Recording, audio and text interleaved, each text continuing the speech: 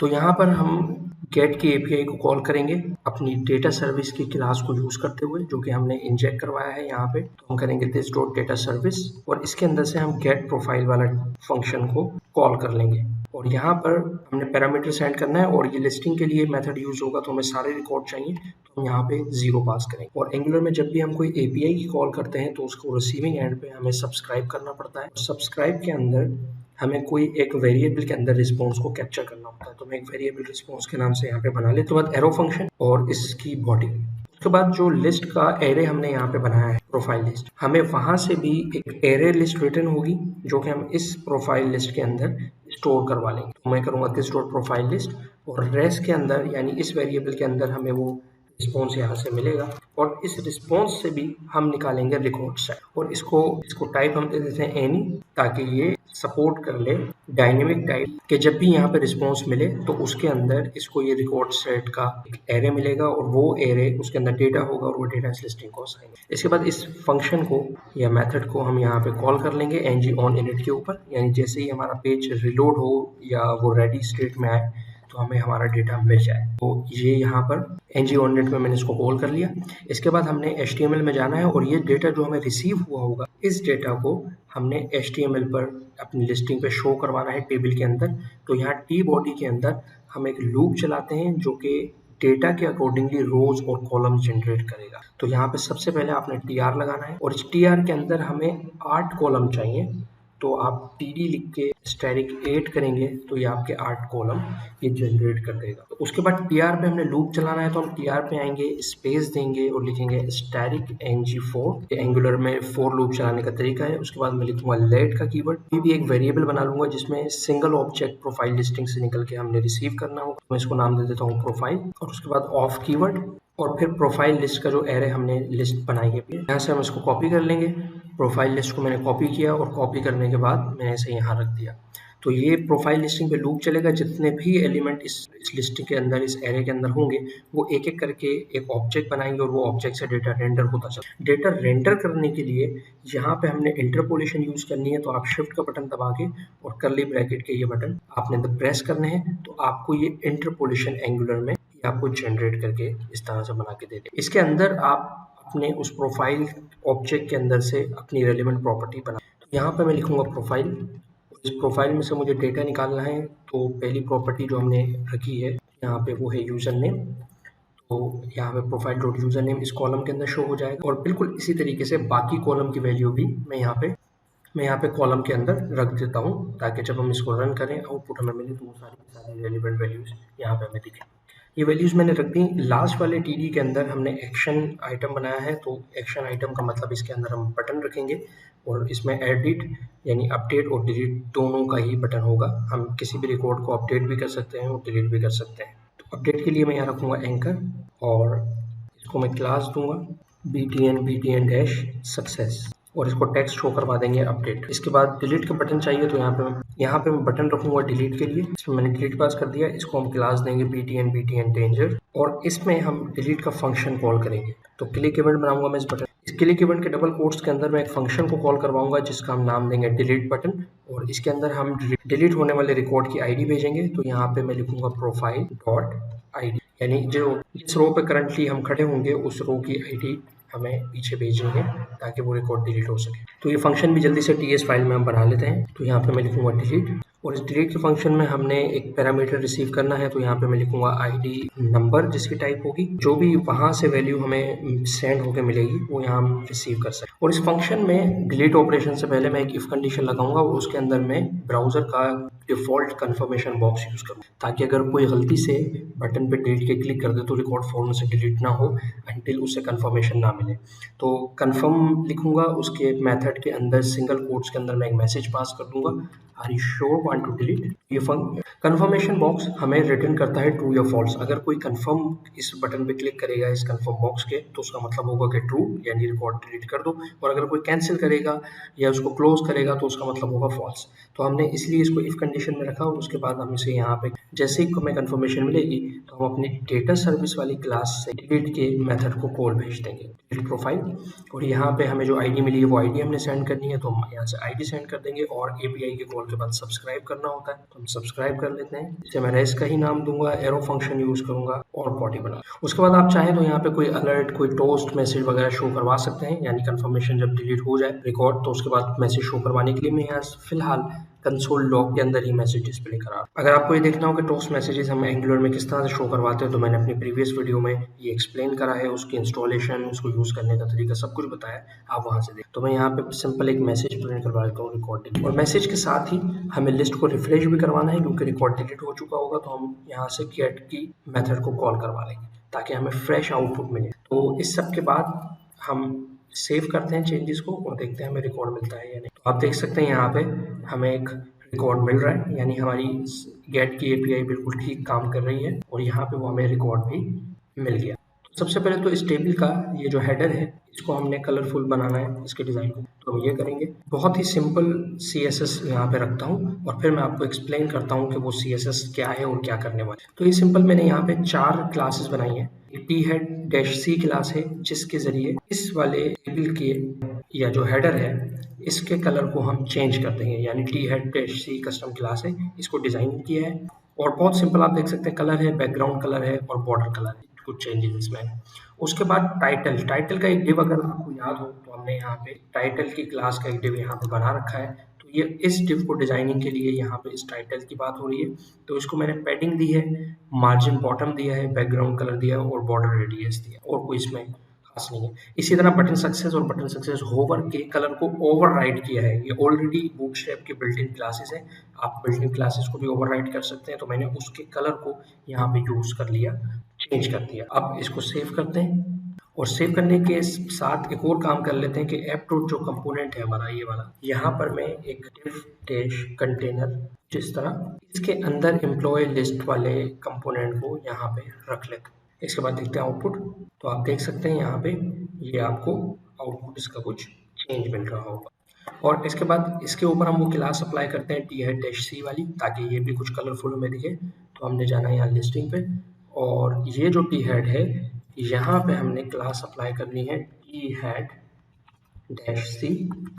और एक built-in class angular की टेक्स्ट सेंटर, जिससे टेक्स्ट सेंटर हो जाएगा। तो ये इसके हेडर को भी डिज़ाइन मिल गया और यहाँ पे ये बटन का टेक्स्ट वगैरह इसको भी हम सेट करते हैं। इसके अलावा हमने डेट को चेंज करना है, डेट का ये जो फॉर्मेट है ये बिल्कुल ठीक नहीं है, तो इसको भी हम ठीक कर लेंगे। तो यहाँ पर हमारे पास एक पाइप होता है बिल्ट इन, जिसके ज़रिए हम डेटा को फॉर्मेट दे सकते हैं एंगुलर के अंदर। तो ये हमारा प्रोफाइल DOB डेट वाला कॉलम है, तो आपने यहीं पर ही इंटरपोलेशन के अंदर ही आना है और एक स्पेस दबाना है और शिफ्ट के साथ आपने पाइप साइन दबाना है। तो pipe sign, single pipe sign दबा दिया, उसके बाद आपने यहाँ पे लिखना है डेट। अब जैसे ही आप डेट लिखेंगे और सेव करेंगे तो ये एंगुलर का एक बड़ा ज़बरदस्त फीचर है, ये इस डेट को ऑटो मॉडिफाई कर देगा, फॉर्मेट दे देगा। तो आप देख सकते हैं हमारा ये डेट का इशू भी रिजॉल्व हो गया। मैंने हेडिंग को थोड़ा सा चेंज किया है, इसके साइज को इंक्रीज किया है, तो हेडिंग H4 से मैंने H2 कर दी ताकि ये थोड़ा सा साइज इसका टेक्स्ट का इंक्रीज हो जाए। उसके बाद हम डायरेक्टली ऐड का फॉर्म बनाते हैं, उस फॉर्म के अंदर हम कंट्रोल्स रखते हैं, वैलिडेशन वगैरह का काम करते हैं ताकि हमारा फर्दर प्रोसेस आगे जा सके। लिस्टिंग का काम सो फॉर हमारा अभी तक कंप्लीट हो चुका है, हमें सक्सेस मिल चुकी है, डेटा हमारा शो हो रहा है। फर्दर इसमें चेंजेस हमें करनी है, वो हम ऐड के फॉर्म के बाद करते हैं। वापस आया मैं VS कोड में, यहाँ पे एक टर्मिनल ऑन कर लेते हैं। हमें एक नया कंपोनेंट बनाना है एम्प्लॉय के लिए। लोकेशन सेट करूँगा, एंगुलर ऐप में आऊँगा और यहाँ पे मुझे कंपोनेंट एम्प्लॉय के फोल्डर के अंदर जनरेट करना है। तो सबसे पहले SRC, उसके बाद EMP, SRC के बाद ऐप में और ऐप के बाद एम्प्लॉय के फोल्डर में, और यहाँ मैं एंटर कर दूँगा। लोकेशन पे आने के बाद मैं जनरेट करूँगा NGG for generate C for component, और इस कंपोनेंट को नाम देंगे एम्प्लॉय का। एंटर करते हैं तो ये एम्प्लॉय का कंपोनेंट जनरेट हो गया और यहाँ पे स्पेक की फाइल हमें नहीं चाहिए तो मैं इसे डिलीट कर दूंगा। उसके बाद हम यहाँ पर आ जाते हैं और इसे भी शो करवाने के लिए ऐप डॉट कंपोनेंट में आने के बाद यहाँ पर जिस तरह एम्प्लॉय लिस्ट यहाँ पे शो हो रहा है, इसी तरह हम एम्प्लॉय के कंपोनेंट को भी शो करवा देंगे। तो यहाँ से मैं इसका सिलेक्टर नेम पहले उठा लेता हूँ, इसे कॉपी करते हैं और कॉपी करने के बाद ऐप डॉट कंपोनेंट में इसे यहाँ पे रख लेंगे। सेव करते हैं इसे और देखते हैं कि तो यहाँ पे देखते हैं एम्प्लॉय वर्क, हमें पहले ये फॉर्म कंपोनेंट हमारा यहाँ आ गया। इसके बाद इसमें जो हमें चीज़ें रखनी है बेसिक, वो सारी हम यहाँ पे रखेंगे। सबसे पहले तो हमें रिएक्टिव फॉर्म बनाना है यहाँ पे एंगुलर का। तो रिएक्टिव फॉर्म बनाने के लिए आपको ऐप डॉट मॉड्यूल के अंदर रिएक्टिव फॉर्म मॉड्यूल का पैकेज को इंपोर्ट करना होता है, तो वो हम कर लेंगे ताकि जब हम रिएक्टिव कंट्रोल्स यहाँ पे यूज़ कर रहे हो तो हमें कोई एरर फेस ना करना पड़े। तो मैं एंगुलर के कंसोल टर्मिनल पे मैंने स्विच कर लिया ताकि अगर कोई एरर आए तो हमें यहाँ दिखे। अभी फिलहाल कोई एरर नहीं है और मैं हूँ ऐप डॉट मॉड्यूल के फाइल के अंदर। तो यहाँ पर इंपोर्ट के एरिया में जहाँ पे हमने HTTP क्लाइंट मॉड्यूल को इंपोर्ट किया था वहाँ पे कॉमा लगा के मैं यहाँ पे लिखूँगा रिएक्टिव फॉर्म मॉड्यूल। तो जैसे मैंने रिएक्टिव फॉर्म मॉड्यूल लिखा, रिएक्टिव फॉर्म मॉड्यूल यहाँ पे ऑटोमेटिकली इंपोर्ट हो गया। उसके बाद इसको सेव कर लें और सेव करने के बाद हम चलते हैं एम्प्लॉय फॉर्म की तरफ। सबसे पहले एम्प्लॉय कंपोनेंट से शुरू करते हैं और यहाँ पे हम देखते हैं कि पहली चीज़ यहाँ पे हम रखेंगे प्रोफाइल का एक ऑब्जेक्ट बनाएंगे जो कि प्रोफाइल क्लास होगी। उसके बाद हमें यहाँ पे कंट्रीज़ के ड्रॉप डाउन के अंदर एक ड्रॉप डाउन हम बनाएंगे जिसके अंदर कंट्रीज़ लोड होंगी। कंट्रीज़ को डेटाबेस से रिसीव करने के लिए यहाँ पे हमें कंट्रीज़ का एरे बनाना है। ये कंट्री का एरे बन गया। अब हम जब कंट्री की API को कॉल करेंगे तो वो कंट्री की यहाँ पे हम सारी की सारी रिसीव कर लेंगे। इसी तरह एक फॉर्म ग्रुप बनाना है हमें यहाँ, तो मैं फॉर्म को लूँगा फॉर्म ग्रुप, उसको इंपोर्ट करेंगे और ID का पैरामीटर चाहिए तो मैं एक ID का वेरिएबल यहाँ पे ले लूँगा एज अ नंबर। उसके बाद यहाँ पे हम कंस्ट्रक्टर बना लेंगे। उस कंस्ट्रक्टर में हम जो चीज़ें हमें रिक्वायर्ड है वो यहाँ पे हम रख लेंगे कंस्ट्रक्टर के अंदर, हम उसे इंजेक्ट करवा के। तो सबसे पहले हमें एक चाहिए फॉर्म बिल्डर जिसके ज़रिए हम फॉर्म के कंट्रोल्स बनाएंगे। क्योंकि रिएक्टिव फॉर्म है तो इसके अंदर सारी चीज़ें PS के ज़रिए बनाई जाती है। ये होगा फॉर्म बिल्डर, पैकेज को अपडेट कर दिया। फॉर्म बिल्डर के बाद हम यहाँ पे रखेंगे अपनी डेटा सर्विस कि यहाँ पे हमें सर्विस से मेथड कॉल करनी है, तो मैं रखूँगा प्राइवेट डेटा सर्विस और ये आएगी डेटा सर्विस क्लास से। तो अभी फिलहाल ये दो प्रॉपर्टीज़ यहाँ पे मैंने इंजेक्ट करवाई हैं। आगे चलते हैं फर्दर। यहाँ पे सबसे पहले हम गेट कंट्रीज़ का मेथड बनाते हैं जो कि कंट्रीज़ के डेटा को लाके हमें देगा। जितनी भी कंट्रीज़ होंगी वो हमें यहाँ पे मिल जाएंगी। तो गेट कंट्रीज़ फंक्शन बनाते हैं और इसमें पैरामीटर की कोई ज़रूरत नहीं है। इसके अंदर हमें सारी की सारी कंट्रीज़ चाहिए। बेस डॉट डेटा सर्विस होगा और गेट कंट्रीज़ के नाम से हमने API को कॉल करने के लिए सर्विस मेथड बनाया हुआ है। और हम यहाँ पे करेंगे सब्सक्राइब के अंदर हम कर लेंगे रिस्पॉन्स कॉलन एनी और यहाँ पे हम करेंगे एरो फंक्शन से इसकी बॉडी बनाएंगे। और यहाँ पे मिस्टेकनली हमारे पास ये ID यहाँ पे रह गई है, तो यहाँ पे ID वेरिएबल की कोई ज़रूरत नहीं है। जब हमने सर्विस बनाई थी तो यहाँ पे एक छोटी सी मिस्टेक थी, हमने इसको रिमूव करना भूल गए, तो इसको रिमूव कर दें। अब हमें क्योंकि कंट्रीज हमें सारी की सारी चाहिए, इसमें कोई फिलहाल सिलेक्शन वगैरह की हमें नीड नहीं है, तो यहाँ पे उसे मैंने रिमूव कर दिया इसके वेरिएबल को और अब कोई एरर में यहाँ पे नहीं मिल। उसके बाद जब ये इसमें डेटा आया होगा इस रेस के वेरिएबल के अंदर, तो इसे रिसीव करेंगे हम कंट्रीज़ के एरे के अंदर जो कि हमने यहाँ पे बना रखा है। तो हम करेंगे दिस और इसके अंदर हम रेस डॉट रिकॉर्ड सेट यहाँ पे यूज़ कर लेंगे। ng ऑननेट का मेथड बनाते हैं और यहाँ पे सबसे पहले इस कंट्रीज़ के मेथड को कॉल कर लेते हैं कि जब हमारा पेज लोड हो तो हमें कंट्रीज़ सेट भी मिले। उसके बाद हमने फॉर्म बनाना है यहाँ पे और फॉर्म के जितने भी कंट्रोल्स हमने रखने हैं उन कंट्रोल्स को हमने वैलिडेशन देनी है, उनकी यहाँ पे इनिशियलाइजेशन करनी है। तो सबसे पहले और सबसे मेन काम यहाँ पे हमारा वही है। तो यहाँ पे मैं एक कस्टम फंक्शन बनाऊंगा, उसको मैं नाम दूंगा इनिट फॉर्म। नाम आप चेंज कर सकते हैं, अगर आपको लगता हो कि नाम सूटेबल नहीं है तो आप अपनी मर्जी से कोई भी नाम रख सकते हैं। इस फंक्शन की मैंने यहाँ पे बॉडी बना ली। अब इस फंक्शन के थ्रू हमने एक ऐड का काम भी लेना है, यानी ये जो पेज होगा एम्प्लॉय का, यहाँ से हम न्यू रिकॉर्ड भी इंसर्ट करेंगे इसी सेम पेज से और इसी पेज से हम अपडेट भी करेंगे रिकॉर्ड को। तो जब हम इस तरह का कोई डायनेमिक काम करते हैं तो हमें दोनों कंडीशन के लिए अपनी उस स्क्रीन को, अपने उस फॉर्म को रेडी करना होता है। तो यहाँ पर भी हमने वही करना है, इनिट फॉर्म को कंट्रोल को इस तरह से डिज़ाइन करना है कि वो एडिट और इंसर्ट दोनों के लिए काम। यहाँ पे मैं एक नलेबल प्रोफाइल ऑब्जेक्ट बना लेता हूँ। प्रोफाइल क्लास का ये ऑब्जेक्ट होगा और नलेबल बनाने के लिए आपको वेरिएबल के आगे क्वेश्चन मार्क लगाना होता है। इस नलेबल से ये होगा कि जब ये इंसर्ट के लिए फॉर्म आएगा तो इसके अंदर वैल्यू कुछ नहीं होगी। तो जब कुछ नहीं होगी तो इसका मतलब वो फॉर्म इंसर्ट के लिए आया है, तो कंट्रोल सारे के सारे न्यू इनिशियलाइज होंगे। और अगर इसके अंदर कोई वैल्यू होगी तो इट मीन्स कि वो एडिट के लिए आया है, अपडेट के लिए आया है, तो सारे के सारे जो कंट्रोल होंगे वो प्री फिल्ड आएंगे जिस कंट्रोल की वैल्यू उसे डीबी से मिलेगी वो ऑटोमेटिक रीलोड होके आएगी। तो जो फॉर्म ग्रुप के लिए हमने फॉर्म बनाया था यहाँ पे ये वाला वेरिएबल, इससे ही हम सारा काम करेंगे। तो यहाँ पे हम लिखेंगे दिस डॉट फॉर्म और इस वेरिएबल के अंदर हमने जो फॉर्म बिल्डर का ऑब्जेक्ट कंस्ट्रक्टर में इंजेक्ट करवाया था हम उसे करेंगे this dot fb dot group और यहाँ पे हम इसकी बॉडी बना देंगे। फॉर्म ग्रुप हमारा एक वेरिएबल है। फॉर्म बिल्डर के ऑब्जेक्ट को हमने लिया, इस फॉर्म बिल्डर के अंदर से हमें सारे कंट्रोल हम बनाते जाएंगे और वो जितने भी कंट्रोल बनेंगे उसकी वैलिडेशन, उसकी स्टेट, वो सारी की सारी इस फॉर्म ग्रुप के अंदर आ जाएगी। तो एक एक करके मैं कंट्रोल बनाता जाता हूँ और फिर आपको स्टेप बाय स्टेप समझाता जाता हूँ कि ये प्रोसेस कैसे और क्या काम। तो सबसे पहले हमारा जो कंट्रोल होगा या जो प्रॉपर्टी होगी, जो वैल्यू होगी वो होगी आईडी। तो आईडी का नाम हम आईडी ही लिखेंगे। जो आपके टेबल के अंदर, जो आपके मॉडल के अंदर नाम है, आपने वही नाम एग्जैक्टली यहाँ पे भी वही रखना है। फॉर्म के कंट्रोल का नाम भी वही रखना है। उसके बाद आपने कॉलन लगाना है और कॉलन लगाने के बाद आपने इस तरह के स्क्वायर ब्रैकेट दे देने। ठीक है, इसको फिलहाल मैं अभी एम्प्टी ही रखता हूँ और एंटर कॉमा लगाने के बाद एंटर करता हूँ और अगली वैल्यू का नाम लिखता हूँ। तो अगली वैल्यू होगी कंट्री आईडी। तो ये मैंने कंट्री आईडी का नाम लिख दिया।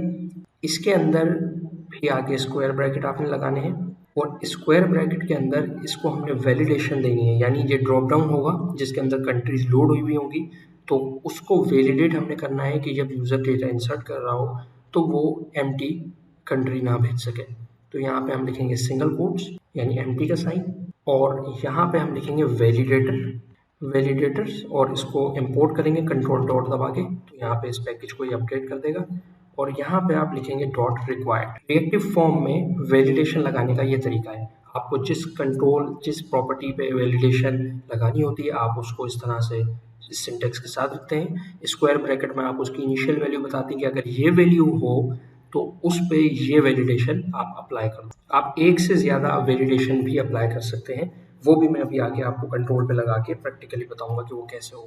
इसके बाद हम एक और प्रॉपर्टी बनाते हैं, उसको हम नाम देते हैं user name colon square bracket.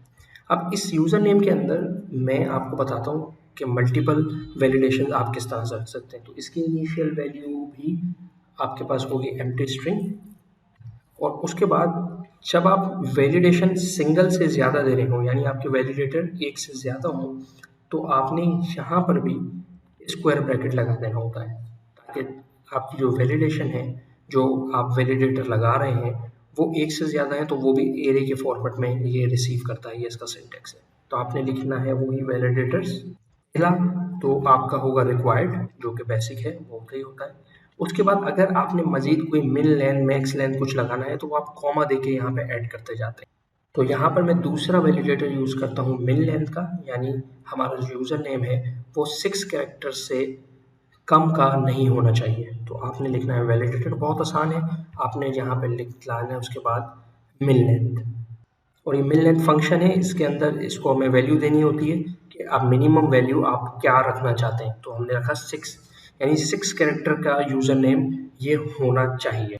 अब यहाँ तक मैंने आपको बता दिया कि ये बेसिक फॉर्म बिल्डर के ज़रिए हम अपने सारे कंट्रोल्स बनाते जाते हैं, उसकी वैलिडेशन लगाते जाते हैं। वैलिडेशन एक से ज़्यादा हो तो किस तरह से लगाते हैं और इनिशियल वैल्यू हमारी क्या होनी चाहिए जिस पे इस वैलिडेशन को ये एक्टिवेट करेगा, ये हमने बता दिया।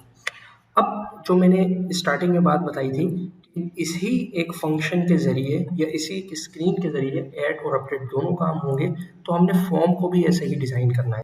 यहाँ पे फर्दर प्रोसीड करने से पहले मैं आपको टर्मिनोलॉजी एक समझा देता हूँ।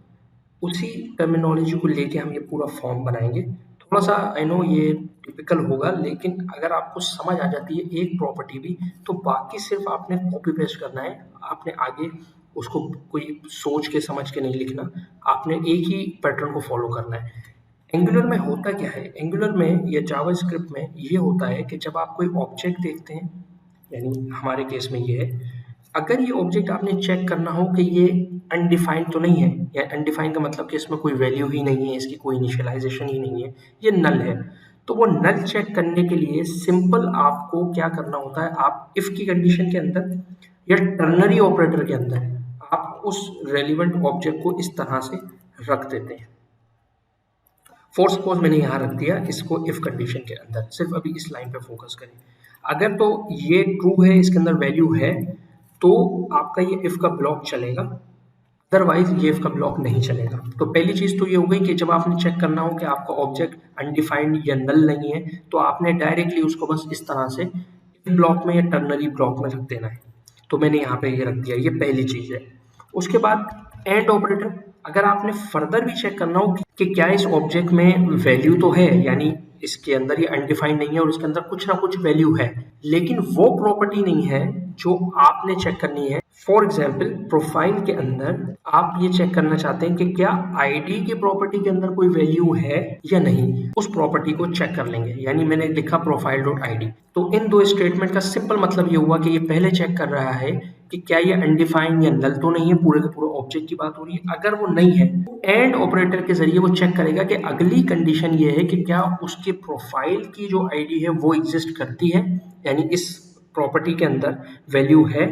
अगर ये दोनों कंडीशन ट्रू हैं तो ये आगे यहाँ पे जाएगा। तो ये बेसिक टर्मिनोलॉजी है जो कि अब मैं यहाँ पर टर्नरी ऑपरेटर के जरिए यूज करने लगा हूँ। ठीक है, आपने गौर से देखना है, पैटर्न यही रहेगा। तो यहाँ पे हमारे पास ये प्रोफाइल का ऑब्जेक्ट है, मैं इसको यहाँ रखता हूँ। पहली कंडीशन, अगर तो ये प्रोफाइल अनडिफाइंड नहीं है और इसके अंदर कोई वैल्यू है, वो चेक करो।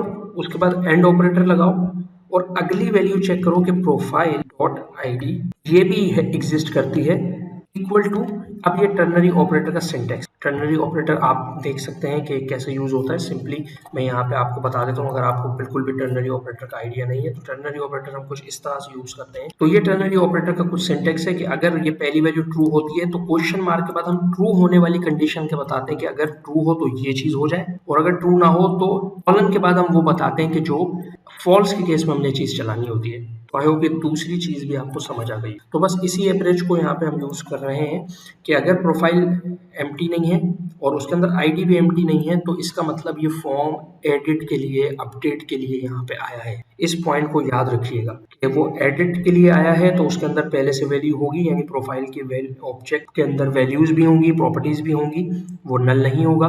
और स्पेसिफिकली जब हम आईडी की बात कर रहे हैं तो हम इसलिए हमने एंड के बाद प्रोफाइल डॉट आईडी को भी चेक करा है कि अगर प्रोफाइल के अंदर आईडी हो तो अगला काम ये करो कि प्रोफाइल डॉट आईडी असाइन कर दो, यानी इसकी जो भी वैल्यू हो फिर वो इसके अंदर आ जाए ऑटोमेटिकली। और अगर वो ऐसा नहीं है कि ना ही तो ऑब्जेक्ट के अंदर वैल्यू है ना ही प्रोफाइल आईडी के अंदर कोई वैल्यू है, तो आईडी की जो इनिशियल वैल्यू हो वो आप 0 रखो। मैं इसको एक बार फिर रिपीट कर देता हूँ।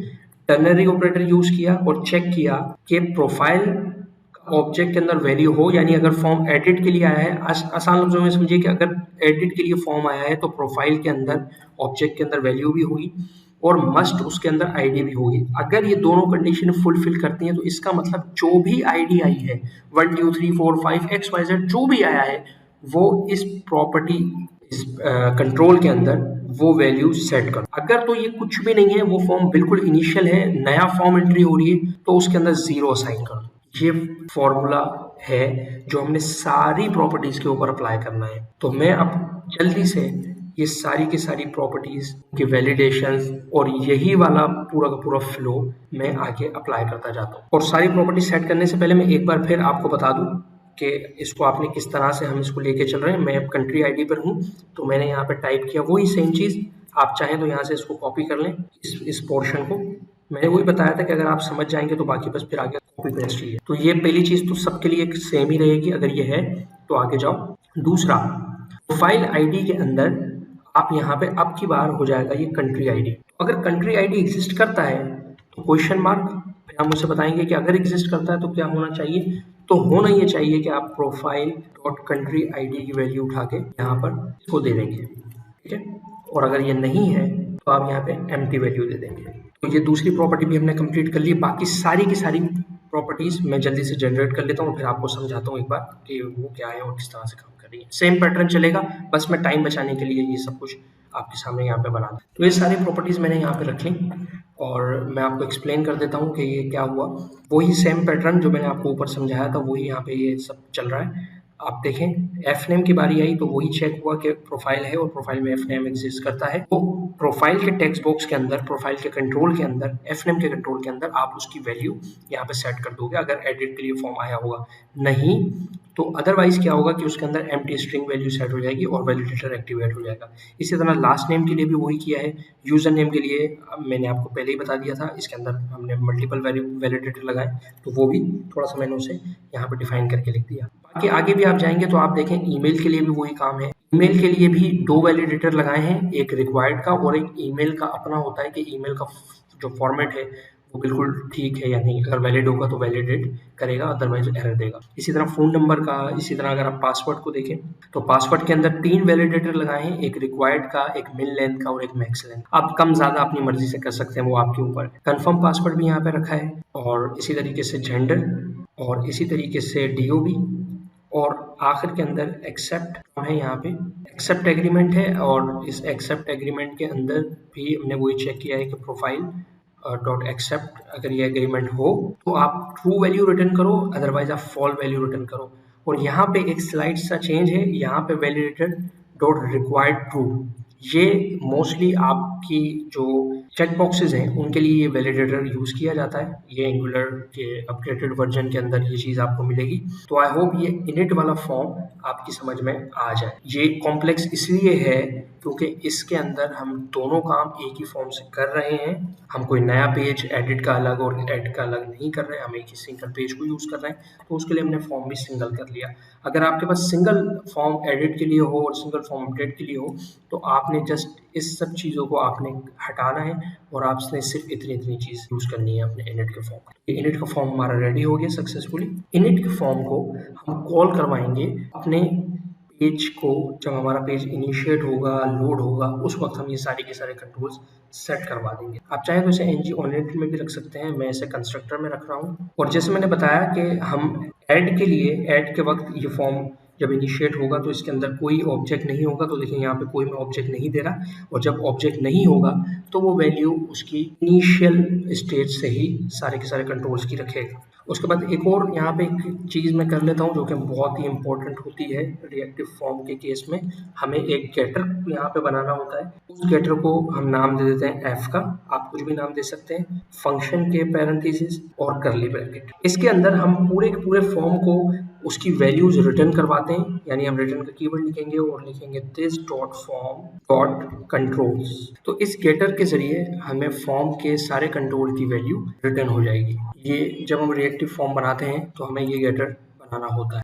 तो ये एम्प्लॉय का फॉर्म है। यहाँ पे मैं इस पैराग्राफ को हटा देता हूँ, इसकी नीड हमें नहीं है। और जो लिस्टिंग वाला ये वाला पहले एरिया था, इस एरिया को मैं यहाँ से कर लेता हूँ कॉपी। ये पूरा का पूरा टाइटल में इसी तरह से चाहिए तो ये यहाँ से उठा के मैं यहाँ पे पेस्ट कर देता हूँ।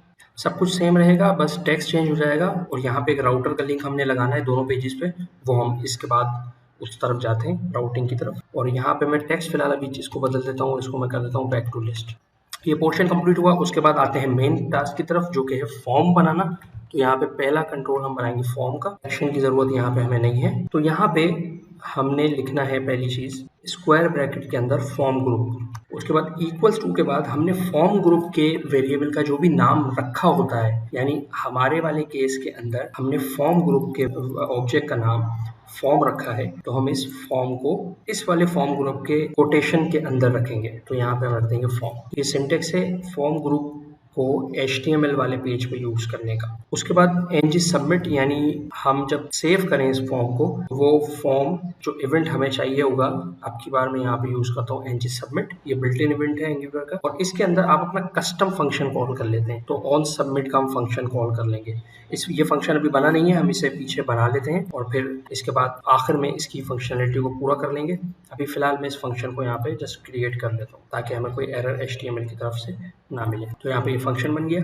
इस फंक्शन में हमने अभी काम करना है, वो हम करते हैं। पहले हम HTML को कंप्लीट कर लें। तो ये वाला पार्ट हो गया ng सबमिट का। इसके बाद बेसिक में कुछ बूटस्ट्रैप क्लासेस यहाँ पे लगा लेता हूँ डिजाइनिंग के लिए। यानी पहले हमें रो का div बनाना है। उसके बाद कॉल md, यानी एक div बनाना है जिसका कॉल md हमने लेना है 4, और एक और div हमने बनाना है form group, form dash GOR। ये फॉर्म ग्रुप बूटस्ट्रैप से रिलेटेड है, इसका एंगुलर वाले फॉर्म ग्रुप से कोई कनेक्शन नहीं है। ये डिजाइनिंग के लिए क्लास है बूटस्ट्रैप बिल्ट इन। रो रो बनाई, रो के अंदर हमने कॉल MD4 का डिव बनाया और उस कॉल 4 MD के अंदर हमने फॉर्म ग्रुप का एक डिव मजीद बना लिया।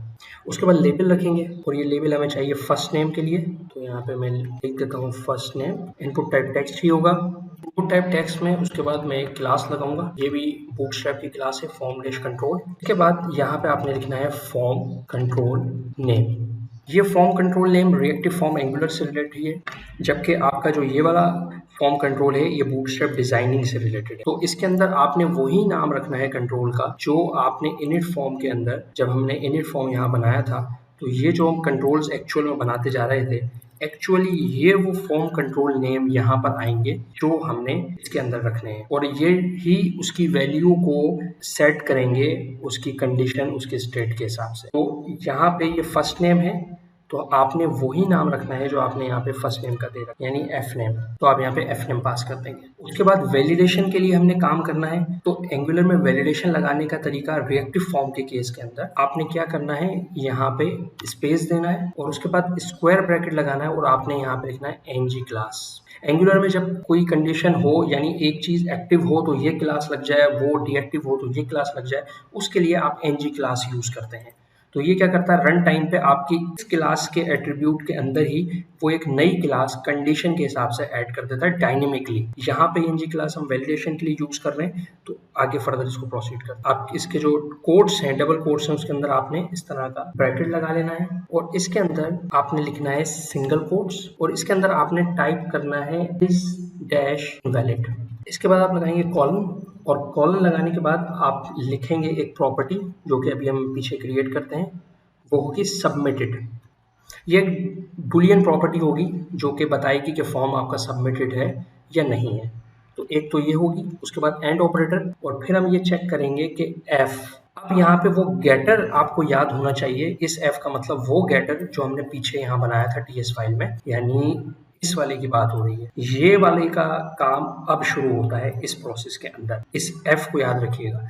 तो यहाँ पे मैंने कहा कि एफ के अंदर जाओ, यानी उस स्क्वायर ब्रैकेट, यानी उसमें बहुत सारी चीजें होंगी, उसके अंदर सिंगल कोट्स में हमने चेक करना है इस प्रॉपर्टी। इस कंट्रोल को चेक करो, अगर इसमें किसी भी तरह का कोई एरर्स मौजूद हैं, ये मैं आपको अगेन एक्सप्लेन करता हूँ कि इस लाइन का मतलब क्या है। एनजी क्लास एंगुलर में हम तब यूज करते हैं जब हमें रन टाइम के ऊपर डायनेमिकली किसी कंडीशन की बेस पर एक नई क्लास लगानी होती है किसी कंट्रोल को।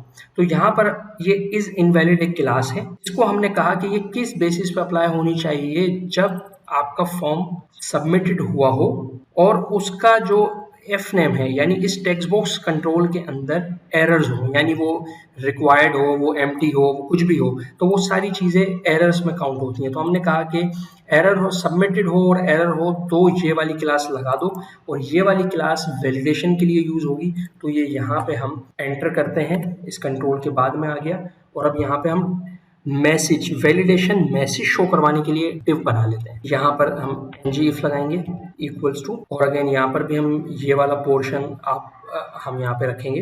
अगर आप इसको चाहें तो कॉपी कर लें ताकि टाइम बचे। एनजी इफ के अंदर आप ये प्रॉपर्टी रख लें। इसके अंदर हम सिंपल ये कह रहे हैं कि सबमिटेड हो वैल्यू, और एफ नेम के अंदर अगर एरर हो, वही बात जो मैंने ऊपर आपको समझाई, अगर एरर हो तो ये मैसेज भी शो करवा दे। यहाँ पर ये इसके अंदर ये क्लास लगाएगा और फिर मैसेज शो करवाने के लिए हम ये वाला काम कर रहे हैं, ये पोर्शन बना रहे हैं कि उसके स्पेसिफिकली हमें मैसेज यूजर को दिखाना भी है, तो हम यहाँ से उसको मैसेज दिखा देंगे। तो हम क्लास लगा देंगे इस डिव को, यानी इस डिव के अंदर जो मैसेज शो होगा उसको, वो होगी invalid feedback, invalid dash feedback. तो जब ही एरर होंगे तो ये डिव के अंदर जो कुछ भी होगा, इस डिव के अंदर हम मजीद डिव भी बना सकते हैं और तो वो सारे के सारे डिव एक्टिव हो जाएंगे जब ये कंडीशन इस डिव की ट्रू होगी। तो इसके अंदर मैं एक और डिव बना रहा हूँ और इस डिव पर भी मैं कंडीशन लगाऊंगा, यानी यही वाली सेम कंडीशन मैं यहाँ से उठाऊंगा फिलहाल और इसको मैं यहाँ रख लूंगा। अब इसको मजीद थोड़ा सा इलोबरेट यहाँ पे हमें करना पड़ेगा कि एरर का जिस तरह हमने देखा था ना कि हमने वैलिडेटर लगाए थे, तो वैलिडेटर हम एक से ज्यादा भी लगा सकते हैं। तो यहाँ पर भी आपको वो बताना होगा कि अब एरर किस टाइप का हो तो क्या मैसेज दिखे। सेंस आपको बन रहा होगा जो मैं कहना चाह रहा हूँ कि अब यहाँ पर हम बता रहे हैं कि एरर्स तो हों, लेकिन एरर की कौन सी वाली टाइप एरर हो तो उसके लिए वो मैसेज दिखाए, यानी रिक्वायर्ड हो तो क्या मैसेज हो, मैक्सिमम लेंथ हो का एरर हो तो क्या दिखे, मिनिमम का हो तो क्या दिखे। तो यहाँ पे हमें मोर स्पेसिफिकली एरर को डिफाइन करना होगा और मैसेज दिखाना होगा। यहाँ पर हमें एफ नेम के ऊपर सिर्फ हमने सिंगल वैलिडेटर लगाया हुआ है जो कि है रिक्वायर्ड का। यहाँ पे मैं रिक्वायर्ड का वो एरर मेंशन कर दूंगा कि रिक्वायर्ड का अगर वैलिडेशन हो, एरर हो, उस केस के अंदर आपने क्या करना है। तो यहाँ पर मैसेज जो शो होगा वो हम करवाएंगे नेम इज रिक्वायर्ड। तो जैसे इस कंट्रोल पे एरर आएगा और रिक्वायर्ड का एरर आएगा तो उसे ये मैसेज यूजर को दिख जाएगा। तो यहाँ तक हमने एक कंट्रोल की वैलिडेशन को मुकम्मल कर लिया। ये हमने इसको किस तरह से लेके चलना है, पैटर्न सबके लिए यही होगा। वैलिडेटर ज़्यादा होंगे तो इस पोर्शन के अंदर वैलिडेटर के मैसेजेस स्पेसिफिकली आप बढ़ा देंगे।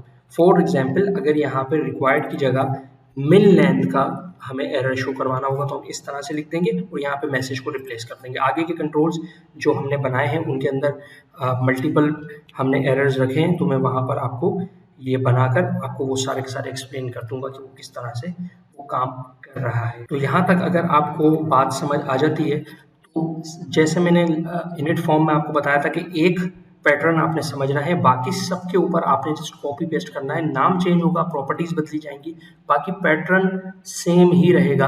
तो आपको एक पर मेहनत करनी होगी, बाकी आपने सिर्फ रिपीट करना होगा। तो अब देखें स्मार्टली जब हमारी ये एक चीज कंट्रोल हो गई, एक चीज बन गई, तो आपने बाकियों को सिर्फ कॉपी पेस्ट करना है। तो मैं यहाँ से इस कॉल MD4 को ध्यान से अपने डिजाइन का ख्याल रखते हुए भी रो के अंदर ही हमें रहना है और ये कॉल MD4 को आपने कॉपी करके यहाँ पे पेस्ट कर देना है। मैं जस्ट एक और मॉडिफिकेशन आपको बताता हूँ, उसके बाद में कंटिन्यू करूंगा ताकि हमारा टाइम बचे।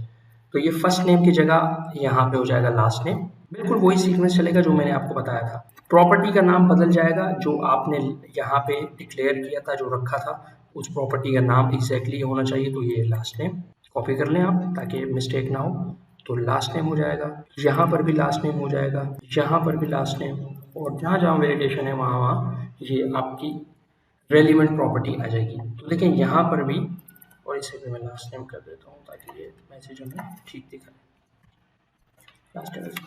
तो इस तरह से आपने आगे चल के सारे कंट्रोल्स को कॉपी करते हुए जाना है। इसमें कोई टेंशन, कोई परेशानी वाली बात नहीं है, बहुत सिंपल है। जस्ट एक को आपने समझना है और बाकी सिर्फ आपने रिपीट करते जाना है, कॉपी पेस्ट करते जाना है। तो मैं बाकी सारे कंट्रोल्स भी यहाँ पर रख लेता हूँ और फिर आपको एक्सप्लेन कर देता हूँ अगर किसी चीज़ में कोई कन्फ्यूजन। तो मैंने यहाँ पे कुछ कंट्रोल्स को कॉपी पेस्ट किया, बना लिया, और बनाने के बाद उसके रेलिवेंट प्रॉपर्टीज को सेट कर दिया। जैसे यूजर नेम की बात करूं तो यूजर नेम के अकॉर्डिंगली मैंने यूजर नेम के, बाकी सब कुछ सेम ही है। अगर आप देखें तो वही फॉर्म कंट्रोल नेम है, वही एनजी की क्लासेस हैं, वही सबमिटेड, वही बस चेंज हुआ है तो सिर्फ प्रॉपर्टी का नाम। और यहाँ पे आप देख सकते हैं क्योंकि यूजर नेम के अंदर हमने 3 वैलिडेटर लगाए थे, यानी रिक्वायर्ड भी लगाया था, मिन लेंथ भी लगाया था और मैक्स लेंथ भी लगाया, तो यहाँ पे वो हमें शो करवा रहा है। इसी तरह अगर मोबाइल नंबर की बात करें तो मोबाइल नंबर के अंदर भी आप देख सकते हैं सब कुछ सेम ही है, जस्ट प्रॉपर्टी ही बदली है।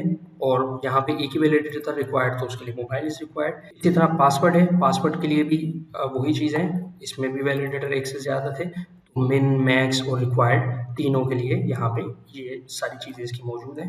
पैटर्न सेम ही है, जस्ट प्रॉपर्टी बदल रही है और अपडेट हो रही है। कन्फर्म पासवर्ड है, कन्फर्म पासवर्ड भी अगर आप देखें तो यहाँ पे कन्फर्म पासवर्ड की रेलिवेंट प्रॉपर्टीज चेंज हुई हैं। और यहाँ पे हमने एक चीज़ की है जो कि एक प्रॉपर्टी है अलग से, जिस तरह सबमिटेड हमने बनानी है, इसी तरह पासवर्ड नॉट मैच का एक बिट है जो कि हम बनाएंगे। उसमें हम चेक करेंगे कि अगर पासवर्ड और कंफर्म पासवर्ड मैच नहीं होते तो ये वाला वो मैसेज यहाँ पे दिखा दे। तो ये भी हमने उसी क्लास के अंदर, उसी डिफ के अंदर रखा है जहाँ पे हम ये सारे मैसेज शो करवा रहे हैं। तो ये सीक्वेंस वाइज यहाँ पे टेक्स्ट बॉक्सेस से रिलेटेड, अगर यहाँ पे जो लास्ट कंट्रोल है वो है डेट ऑफ बर्थ, और डेट ऑफ बर्थ की अगर मैं बात करूँ तो यहाँ पर भी सिर्फ टाइप चेंज हुई है, एक तो टेक्स्ट से डेट हुई है क्योंकि यहाँ पे हमें कैलेंडर चाहिए था। इसी तरह DOB फॉर्म कंट्रोल नेम और सब कुछ एज इट इज़ है सारी चीज़ें। और यहाँ पे हम चेक कर लेंगे कि अगर उसके अंदर कोई रिक्वायर्ड वाला मामला है तो उसका मैसेज यहाँ पे आ जाए। ये तो हमारे हो गए टेक्स्ट बॉक्स कंट्रोल्स। अब हमने कुछ कॉम्प्लेक्स कंट्रोल भी रखे हुए हैं। कॉम्प्लेक्स कंट्रोल मतलब कि जो कि थोड़ा सा हमें चेंज करना पड़ता है अप्रोच को। तो वो कंट्रोल हमारे पास है रेडियो बटन और ड्रॉप डाउन और चेक बॉक्स, ये हमने रखे हैं ताकि हमें इन कंट्रोल से डील करना भी आ सके। तो अब हम उसको यहाँ पे रखेंगे। उसका पैटर्न भी तकरीबन सेम ही होगा, जहाँ पे कोई मॉडिफिकेशन होगी मॉडिफिकेशन मैं आपको बता देता हूँ। तो सबसे पहले हम ड्रॉप डाउन कंट्रोल की बात करते हैं। तो बेसिक स्ट्रक्चर तो यही होगा, यही इसी तरह का आपको div कॉल empty बनाना है। तो आप इसे कॉपी कर लें, यहाँ पे पेस्ट करें, ये div बन गया आपका। फॉर्म ग्रुप भी यही रहेगा, तो फॉर्म ग्रुप भी हमने एज इट इज रखना है। ये हमारा बन गया। उसके अंदर लेबल भी हमारा वही रहेगा जो कि हम बाकियों पे बनाते हुए आ रहे हैं। इसको हम नाम दे देंगे कंट्री का, क्योंकि कंट्री है। उसके बाद मेन चीज़ यहाँ पे ड्रॉप डाउन के लिए HTML में कंट्रोल होता है सिलेक्ट, तो आपने यहाँ पे सिलेक्ट लगा लेना है। नेम के अंदर हम पास कर देंगे कंट्री ID। क्लास हम दे देंगे फॉर्म कंट्रोल, जैसे बाकी कंट्रोल्स को हमने दिए बूटस्ट्रैप की क्लास फॉर्म कंट्रोल डिजाइनिंग के लिए। उसके बाद ng क्लास वाला प्रोसेस भी यहाँ पे सेम ही होगा, यहाँ तक इसमें कोई चेंज नहीं है। इसे यहाँ से मैंने कॉपी किया और कॉपी करने के बाद इसे मैंने यहाँ सिलेक्ट के ऊपर यहाँ पे पेस्ट कर दिया। बस चेंज होगा कंट्रोल का नाम, तो TOB जो यहाँ पर हुआ हुआ है उस TOB की जगह हम यहाँ पर कंट्री ID कर देंगे। फॉर्म कंट्रोल नेम भी हमने वही एज इट इज रखना है जो कि हम बाकी कंट्रोल में रखते हुए आ रहे हैं। तो ये फॉर्म कंट्रोल नेम वाला एट्रीब्यूट भी मैं यहाँ से कॉपी कर लूँगा, कॉपी करके मैंने यहाँ पे रख दिया।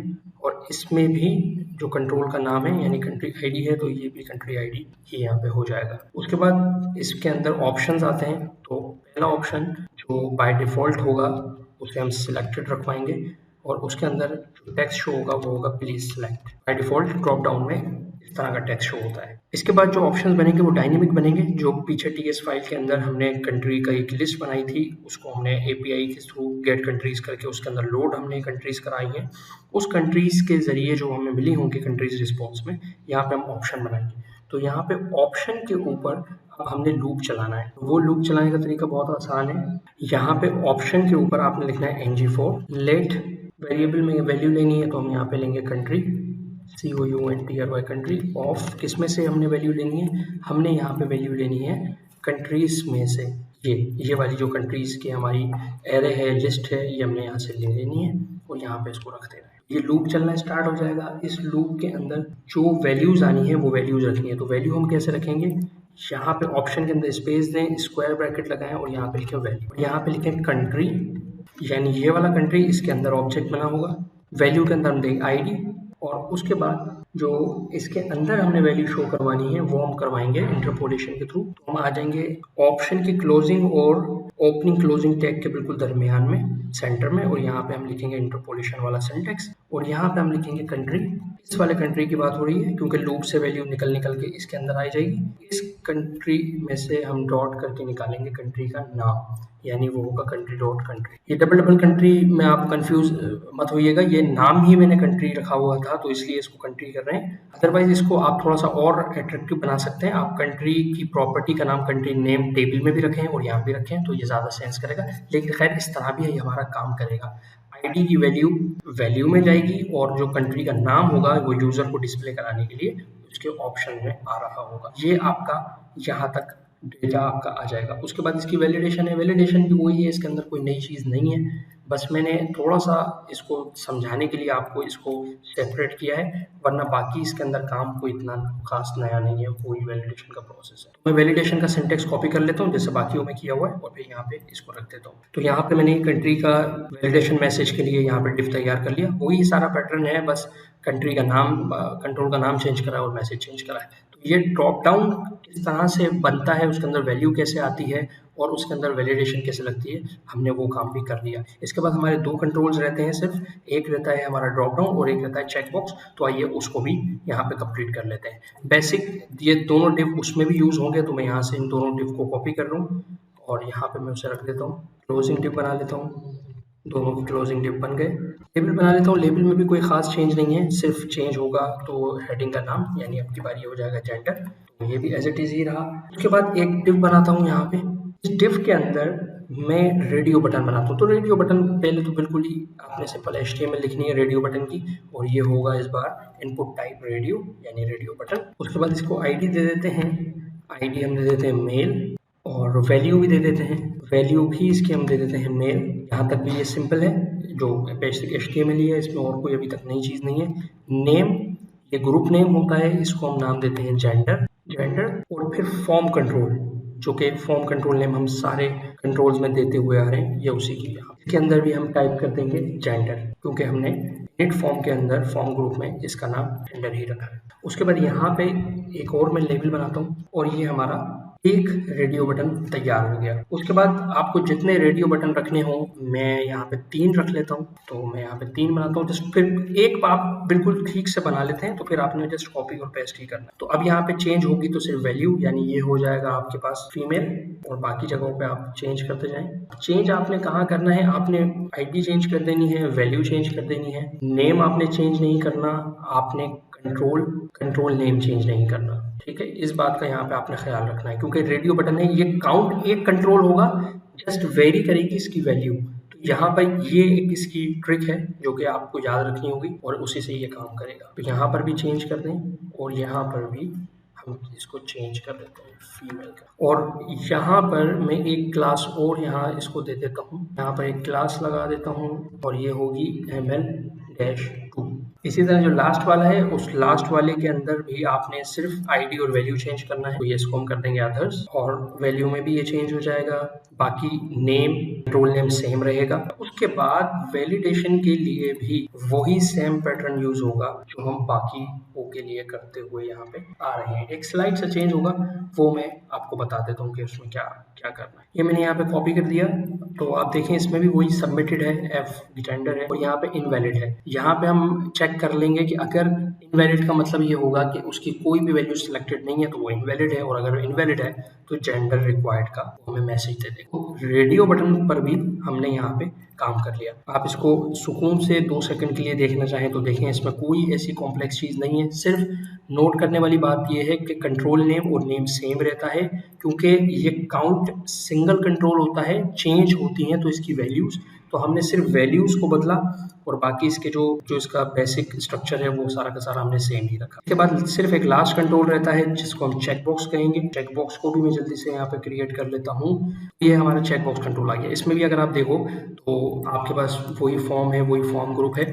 फॉर्म चेक एक ये भी समझ लें कि क्लास है और बूटस्ट्रैप की क्लास है, तो ये यहाँ पे लगाई है और इसमें कोई इसका कोई खास काम नहीं है, सिर्फ डिजाइनिंग से रिलेटेड है। इनपुट टाइप चेक बॉक्स रखना होता है जब हम चेक बॉक्स यूज करते हैं। Form control as it is class, यहाँ पे फॉर्म कंट्रोल की जगह फॉर्म चेक इनपुट, ये बूटस्ट्रैप की बिल्ट इन क्लास है जो आपको बूटस्ट्रैप की ऑफिशियल वेबसाइट पे भी मिल जाएगी चेक बॉक्स को डिजाइन करने के लिए, और इसमें भी कोई खतरनाक या कोई परेशान करने वाली चीज नहीं है। एनजी क्लास का वही पैटर्न है जो सबके लिए यूज होता हुआ आ रहा है, जस्ट कंट्रोल का नाम चेंज हुआ है। लेबल यहाँ पे देखें, लेबल रखने का तरीका भी वही है। लेबल की क्लास लगाई है एक स्पेशल जो कि बूटस्ट्रैप की अपनी क्लास है।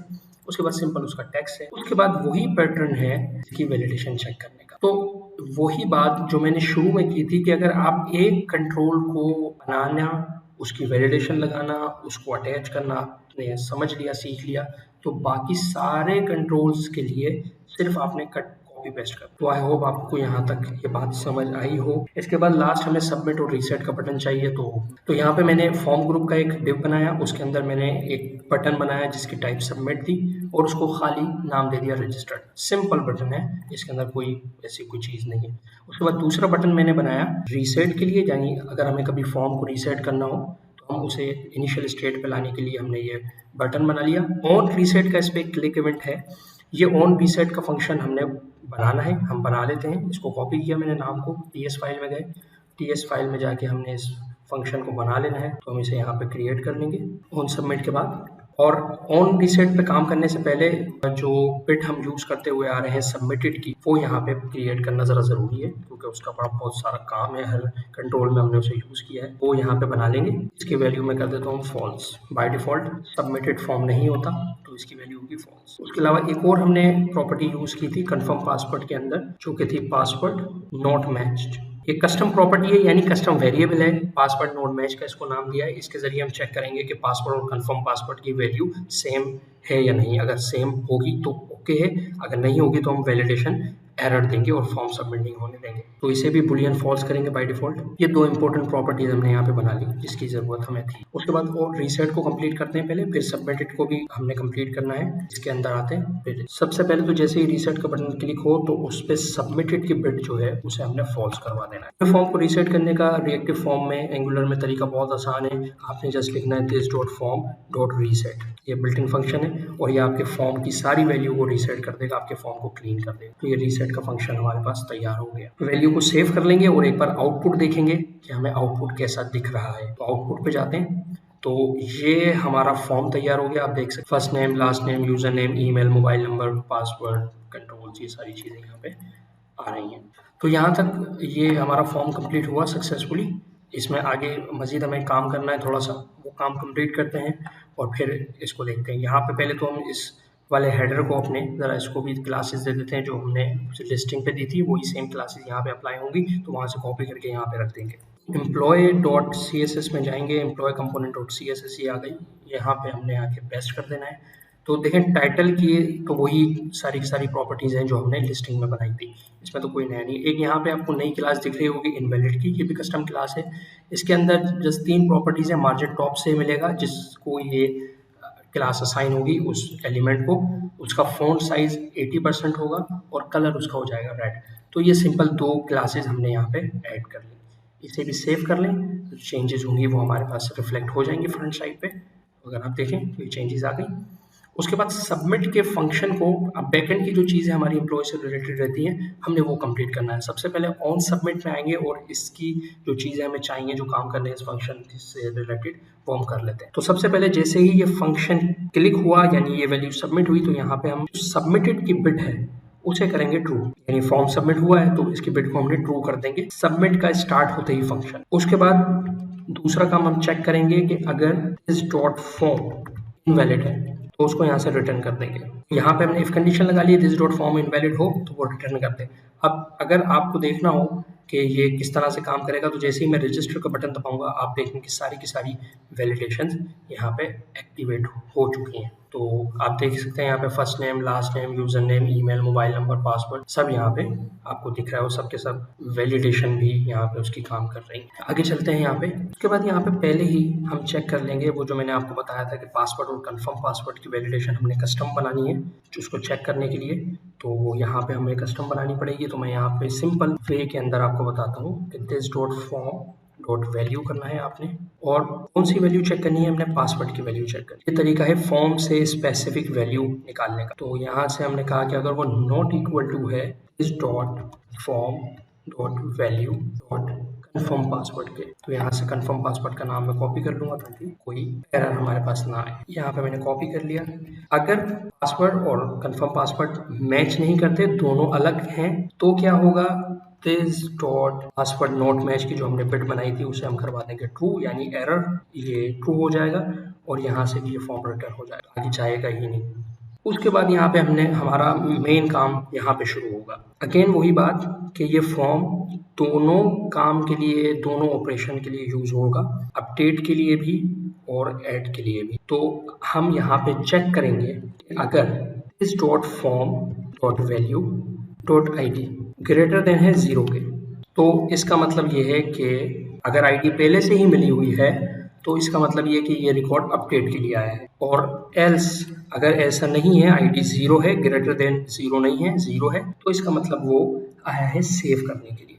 तो सेव करने के लिए आया है तो आपने करना है this dot data service dot add profile, और एड प्रोफाइल के अंदर हम पूरा का पूरा फॉर्म दे देंगे। तो this dot form dot value, इसके अंदर सारी की सारी प्रॉपर्टीज होंगी, एग्जैक्टली सेम प्रॉपर्टीज होंगी जिसका ऑब्जेक्ट हमने API को सेंड करना है और API ने डेटाबेस के अंदर उसकी एंट्री करनी है। सब्सक्राइब करेंगे जब भी API चलाते हैं तो उसके रिस्पॉन्स को गेट करने के लिए, उसको एग्जीक्यूट करने के लिए सब्सक्राइब करना होता है। एक वेरिएबल के अंदर रिस्पॉन्स को लेंगे, गेट करेंगे और यहाँ बॉडी बना लेंगे इस तरह, और यहाँ पर ये हमारा ऐड का फंक्शन हो गया। इसके अंदर भी राउटिंग का काम करना है, वो मैं अभी कंप्लीट इसको करने के बाद करता हूँ। बिल्कुल इसी तरीके से आप इस फंक्शन को कॉपी कर लीजिए और यहाँ पे एडिट वाले ब्लॉक में से रखिए और अब की बार ये हो जाएगा अपडेट प्रोफाइल। बाकी कोई चेंज नहीं है, सब कुछ एज इट इज रहेगा। अपडेट प्रोफाइल और ऐड प्रोफाइल दोनों हमने यहाँ पे बना ली। यहाँ पर एक चीज और कर लेते हैं और वो ये है कि हमने ऐड का काम किया है। अब अगर एडिट के लिए यहाँ पे रिकॉर्ड आएगा, यानी एडिट के लिए जब हमें आईडी मिलेगी और ये फॉर्म लोड होगा तो उस आईडी के बिहाफ पे हमें उस स्पेसिफिक रिकॉर्ड का बाकी डेटा भी डेटाबेस से मंगाना होगा। तो उसके लिए भी हमें एक फंक्शन चाहिए होगा जो हमें आईडी के बिहाफ के ऊपर प्रोफाइल का डेटा रिटर्न करेगा। वो भी एक कस्टम फंक्शन है, हम उस कस्टम फंक्शन को यहाँ पे बनाते हैं। हम नाम देते हैं गेट प्रोफाइल बाय आईडी। इसके अंदर आईडी चाहिए होगी तो आईडी का पैरामीटर यहाँ पे रखना है, नंबर टाइप होगा। उसके बाद this dot data service directly हम फंक्शन कॉल करेंगे और गेट प्रोफाइल कॉल करेंगे। अगेन अब वही बात कि हमने इस फंक्शन को भी डायनेमिक बनाया था। ये आईडी देंगे तो स्पेसिफिक आईडी के हिसाब से रिकॉर्ड मिलेगा, 0 देंगे तो ऑल टेबल का डेटा मिलेगा। तो इसी तरह अब हमने स्पेसिफिक कोई रिकॉर्ड मंगाना है तो यहाँ पे आईडी पास कर, आईडी लेके जाएगा और उस आईडी के पर्टिकुलरली हमें रिकॉर्ड रिटर्न कर देगा। बाकी सब कुछ सेम है। तो यहाँ पे अगर ये होता है तो सबसे पहले हमने प्रोफाइल की एक मॉडल बना के यहाँ पे रखा हुआ था, प्रोफाइल की प्रॉपर्टी का मॉडल। उसके अंदर हम इस रिस्पॉन्स से रिकॉर्ड सेट को निकाल लेंगे और हमें सिंगल वाला रिकॉर्ड चाहिए तो यहाँ पे रिकॉर्ड सेट 0 करेंगे और इसकी टाइप कर देंगे एनी, ताकि इसके अंदर डायनेमिक ऑब्जेक्ट को ये एक्सेप्ट कर सके। ठीक है, तो जैसे ही ये गेट प्रोफाइल चलेगा, आईडी के बिहाफ पे कोई ना कोई रिकॉर्ड मिलेगा। अगर रिकॉर्ड मिलता है तो ये रिस्पॉन्स डॉट रिकॉर्ड सेट से निकाल के हमें इस प्रोफाइल के अंदर वो वैल्यू दे देगा। उसके बाद यहाँ पे जो मोस्ट इंपॉर्टेंट काम है वो ये है, दिस डॉट गेट फॉर्म के अंदर अब की बार हम इसको ब्लैंक नहीं छोड़ेंगे बल्कि इसके अंदर हम ये प्रोफाइल वैल्यू भेजेंगे, ताकि अगर एडिट के लिए फॉर्म आया है तो फॉर्म के अंदर जितने उसके कंट्रोल्स हैं उस सब के अंदर वैल्यू प्री डिफाइन होके हमें मिले। तो ये इनिट फॉर्म अब की बार कुछ इस तरह से यहाँ पे चले। एक चीज़ और यहाँ पे हमने करनी है, वो भी इम्पोर्टेंट है, वो ये कि जिस तरह आपको याद होगा कि लिस्टिंग पर हमने यहाँ पे डेट जब हमारे पास बाय डिफ़ॉल्ट आ रही थी वो एक अजीब सा फॉर्मेटेड था, जो कि ना यूज़र के लिए कोई रीडेबल था ना ही कोई काम की वो डेट थी। तो हमने इसको पाइप के जरिए यहाँ पे ट्रांसफॉर्म किया था। इसी तरह हम अपडेट के वक्त जब डेट को सेट करेंगे वापस कैलेंडर कंट्रोल के अंदर, तो वो सेट नहीं होगी, वो एरर देगा, क्योंकि वो जो डेट आ रही होगी वो एक अजीब से फॉर्मेट की होगी जिसको हमारा डेट कंट्रोल सपोर्ट नहीं करता। तो इसीलिए इस काम को करने के लिए भी हमें एक ट्रांसफॉर्मर एंगुलर प्रोवाइड करता है, एक डेट पाइप प्रोवाइड करता है, जिससे हम ये काम कर सकते हैं। यानी हमें एक अनफॉर्मेटेड डेट मिलेगी, उसे हम कन्वर्ट करेंगे कैलेंडर कंट्रोल के फॉर्मेट के अंदर। वो कैसे करेंगे? बहुत ईजी है। हमने कंस्ट्रक्टर के अंदर सबसे पहले तो वो पाइप यहाँ पे इंजेक्ट करवा लेना है और वो है, आपने यहाँ पे कॉमा लगाना है, प्राइवेट डेट पाइप, मैं इसको नाम देता हूँ, और कॉलन के बाद उसका एक्चुअल नाम है, एक्चुअल नाम भी यही है, डेट पाइप। तो यहाँ पे उसे हम ले लेंगे। उसके बाद आप आ जाए वापस यहाँ गेट प्रोफाइल बाय आईडी पे। तो इनिट फॉर्म होने से पहले ही हमने वो काम करना है, यानी उसकी जो वैल्यू है उसे ठीक करना है, DOB की, डेट ऑफ बर्थ की। तो this dot profile dot DOB, यानी प्रोफाइल के अंदर हम जाहिर प्रोफाइल यहाँ पे सेंड कर रहे हैं, तो प्रोफाइल इनिट फॉर्म पे जाने से पहले हम कह रहे हैं कि उसकी DB की जो DOB की वैल्यू है वो चेंज कर दो। तो ये कैसे चेंज होगी? बहुत सिंपल है, आपने लिखना है दिस डॉट डेट पाइप, उसके बाद डॉट ट्रांसफॉर्म फंक्शन है, तो आप इस फंक्शन के अंदर लिखेंगे this dot profile dot DOB, यानी इसके अंदर अभी जो भी वैल्यू है उसको आप फॉर्मेट कर दो। और कैलेंडर कंट्रोल जो फॉर्मेट HTML वाला कैलेंडर कंट्रोल है, इनपुट टाइप डेट वाला, जो फॉर्मेट वो सपोर्ट करता है वो है YY, यानी पहले year, month and then last में डेट। That's it. तो ये वाला काम भी हमारा हो गया। हमारे पास डेट कंट्रोल में कोई इशू नहीं आएगा, जो भी वैल्यू होगी बिल्कुल ठीक तरीके से आके उस कंट्रोल के अंदर सेट हो जाएगी। इस फंक्शन को हमने ng on init में कॉल करना है, तो हम ng on init में इस फंक्शन को कॉल कर लेंगे, ताकि जैसे ही हमें आईडी मिले, अपडेट के लिए हमारा फॉर्म आए, तो वो इस फंक्शन को कॉल कर ले। तो मैं लिखूंगा this dot get profile bye ID, और इसके अंदर हमारा आईडी पास होगी वो जाएगी दिस डॉट आईडी। अच्छा, ये दिस डॉट आईडी कहाँ से आ रहा है? आपको याद होगा स्टार्टिंग में हमने ये प्रॉपर्टी बनाई थी। इस प्रॉपर्टी के अंदर ये वाले पैरामीटर वेरिएबल हम यहाँ पे दे देंगे, तो ये फंक्शन हमारा कॉल होगा। एक और इम्पोर्टेंट काम हमने करना है, वो हमने ये करना है कि हमने राउटिंग सेट करनी है। अभी आप देख रहे होंगे ये ऐड और लिस्टिंग का फॉर्म दोनों एक के बाद एक आ रहे हैं, हमें इसको ऐसे नहीं रखना। ऑल्दो कि ये काम हमारा हो जाएगा, हमारा कोई ऑपरेशन इससे रुकेगा नहीं, लेकिन इसको ज़रा थोड़ा सा मोर मीनिंगफुल बनाने के लिए हम राउटिंग को सेट करते हैं। और राउटिंग से हमें अभी और भी एक काम करना है, तो सबसे पहले हम राउटिंग की क्लास पे जाते हैं, फाइल पे जाते हैं। तो यहाँ पे हम जाएंगे app.routing.module.ts फाइल के अंदर। यहाँ पर ये वो फाइल है जो कि एंगुलर की राउटिंग को डील करती है। उस पर सारा काम होता है कि राउटिंग को किस तरह से कैसे चलाना है, हम यहाँ पे वो सारा एक्सप्लेन करते हैं। तो सिंपल आपने क्या करना है, इसमें बाकी चीज़ें तो बनी हुई हैं। ये जो राउट का एरे यहाँ पे बना हुआ है ये भी खाली है क्योंकि बाय डिफॉल्ट कोई राउटिंग इसमें सेट नहीं होती। तो हम इसको यहाँ से एंटर करके एक्सपेंड करेंगे और यहाँ पर करली ब्रैकेट बनाएंगे और यहाँ पे अपना पहला राउट बनाएंगे। तो यहाँ पे कीवर्ड हम लिखेंगे पाथ कॉलन और इस पाथ को हम करेंगे एम्प्टी इसलिए कि ये बाय डिफॉल्ट जो पेज खुलना चाहिए वो कौन सा होगा वो हम इस एम्प्टी पाथ की मदद से बता देंगे। तो यहाँ पे आप फिर बताते हैं कंपोनेंट के बाद आप कॉलन करेंगे और कॉलन के बाद आप अपने कंपोनेंट का नाम लिखेंगे। तो हमें यहाँ पे जो कंपोनेंट शो करवाना है बाय डिफॉल्ट वो करवाना है एम्प्लॉय लिस्ट वाला। यहाँ पे ये हो गया। उसके बाद आप इसी को कॉपी कीजिए, यहाँ पे कॉमा लगा दीजिए, यहाँ पे इसको पेस्ट करें, ब्रैकेट बंद करें और यहाँ पर अब आपने जो पैटर्न रखना हो, हमने ऐड वाले फॉर्म को अपडेट के लिए भी यूज करना है और ऐड के लिए भी यूज करना है, यानी उसके अंदर पैरामीटर क्यूरी वैल्यू जाएगी, क्यूरी पैरामीटर उसके अंदर जाएगा। तो उसके लिए आप कैसे उसका राउट बनाएंगे, तो बहुत आसान है। आपने यहाँ पे लिखना है add dash file. By the way ये जो इस सिंगल कोट्स के अंदर ये जो मैं राउट लिख रहा हूँ ये आप अपनी मर्जी से कुछ भी दे सकते हैं, इसको ये यूजर डिफाइन होता है कम्प्लीटली। तो मैं अकॉर्डिंग टू फ्लो चल रहा हूँ तो इसलिए मैंने ऐड प्रोफाइल का नाम दिया। उसके बाद अगर किसी राउट के अंदर पैरामीटर होता है, क्यूरी स्ट्रिंग होती है या कोई पैरामीटर होता है, तो वहां पर उसको रखने के लिए आप यहाँ पर फॉरवर्ड स्लैश लगाते हैं, कॉलन लगाते हैं और आईडी लगाते हैं। बिल्कुल वैसे ही जैसे हमने एपीआई बनाते वक्त, पैरामीटर वाली एपीआई बनाते वक्त पाथ सेट किया था, ये बिल्कुल वही पैटर्न। उसके बाद आप अपना कंपोनेंट यहाँ पे बता देंगे। तो एम्प्लॉय लिस्ट ऊपर हो चुका है तो यहाँ पे होगा एम्प्लॉय कंपोनेंट। इसको कंट्रोल डॉट करके इम्पोर्ट कर लेंगे। ये हमारा राउटिंग का काम हो गया, राउटिंग हमने सेट कर ली। सेव कर दें, इसको क्लोज कर दें। उसके बाद हमने यहाँ पे छोटे छोटे कुछ काम करने हैं लिस्टिंग के अंदर भी और employee.ts में भी। तो पहले एम्प्लॉय वाली फाइल के अंदर करते हैं, यहाँ पे हम करंटली काम कर रहे थे ताकि जल्दी से इस चैप्टर को हम क्लोज कर दें। तो पहले तो आप राउटर को हमने यहाँ पे इनेबल करना है ताकि राउटर के जरिए ही आईडी आएगी ना यूआरएल में, वहां से हमने उसको फैच करके निकालना है। तो वो हम कैसे करेंगे, पहले हम राउटर के क्लास को यहाँ पे इंजेक्ट करेंगे, उसके मॉड्यूल को। तो यहाँ पे पहला आप लिखें प्राइवेट राउट, ये वेरिएबल का नाम है, और फिर उसका क्लास का नाम होगा एक्टिवेट राउट। ये पहला हमारा हो गया। उसके बाद हमें चाहिए राउटर का वेरिएबल, राउटर क्लास का, तो हम वो बना लेते हैं, उसको हम नाम देंगे राउटर और ये आएगा राउटर क्लास से। मैं एक्सप्लेन कर देता हूँ दोनों क्या है जल्दी से। एक्टिवेटेड राउट का मतलब करंटली जो राउट यहाँ पे यूआरएल में इनेबल्ड है ये उसको डील करता है, यानी करंट राउट के ऊपर आप उसमें से क्या चीज निकालेंगे, क्या चीज उसमें से आपने चेक करनी है, वैल्यू मैनिपुलेशन। एक्टिव राउट के यूआरएल को पकड़ के जो काम हम करेंगे वो एक्टिवेटेड राउट की क्लास से हो। और हमें नेविगेट करना किसी राउट पे, किसी पेज से दूसरे पेज पे जाना, वो हम इस राउटर क्लास की मदद से करते हैं। तो ये दो पैकेज इसलिए यहाँ पे हमने डिक्लेयर किए हैं। इन दोनों को हम यूज करेंगे।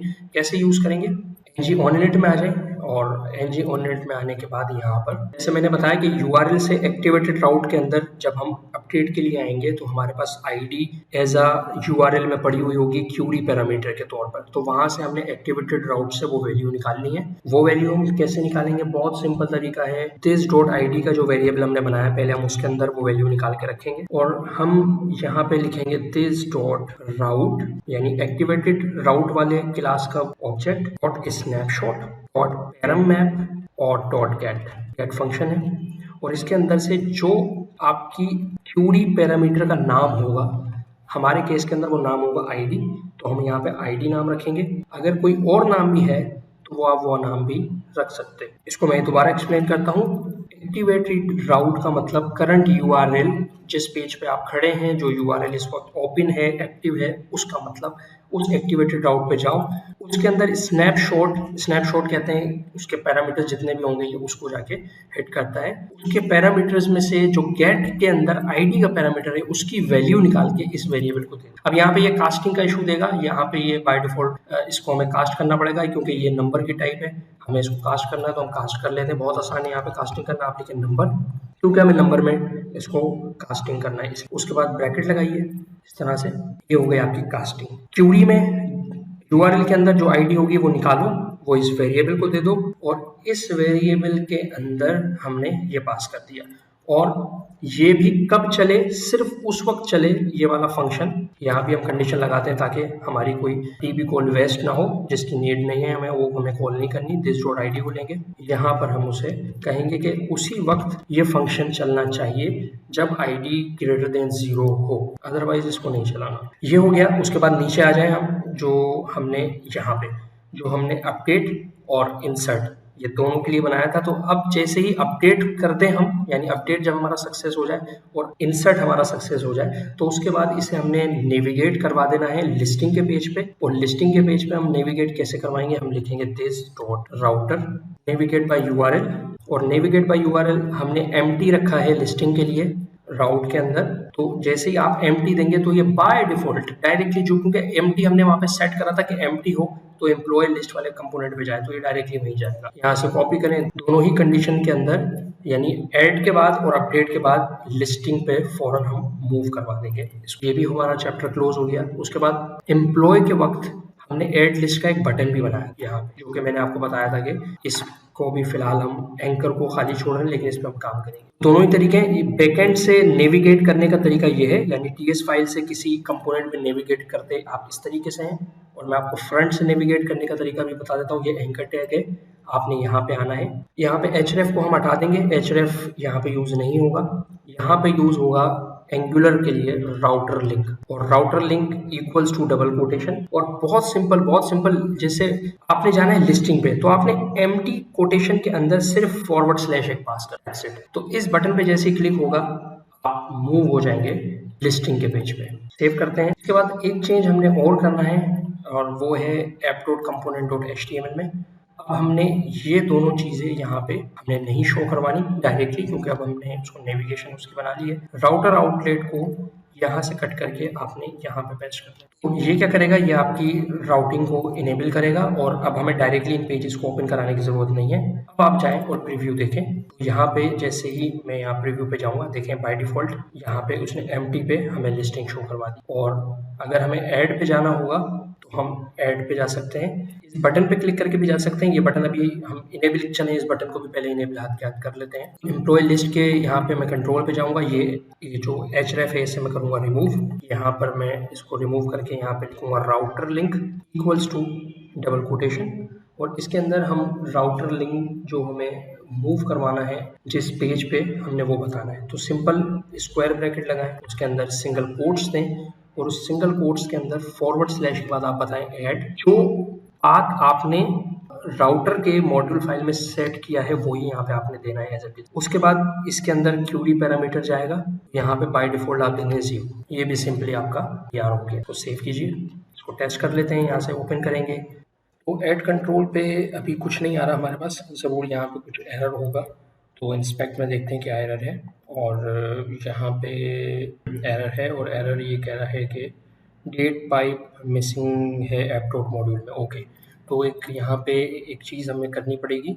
हम आएंगे ऐप डॉट मॉड्यूल में, और यहाँ पे प्रोवाइडर के अंदर हमें डेट पाइप प्रोवाइड करना होगा, इसलिए कि ये ओवरऑल हम इंजेक्ट करवाएंगे तो पूरी एप्लीकेशन में जहाँ जहाँ हमें डेट की इस ट्रांसफॉर्मेशन को यूज़ करना होगा हम कर सकेंगे, अदरवाइज कोई इनिशिएट ही यहाँ पे नहीं होता। तो होपफुली अभी एरर नहीं आएगा।